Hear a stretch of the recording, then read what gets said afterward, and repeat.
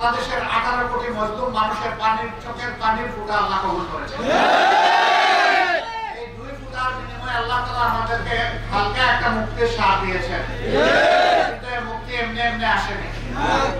এই 15.5 বছরে হাজার হাজার মানুষকে জীবন দিতে হয়েছে, হাজার হাজার মানুষ পঙ্গু হয়েছে।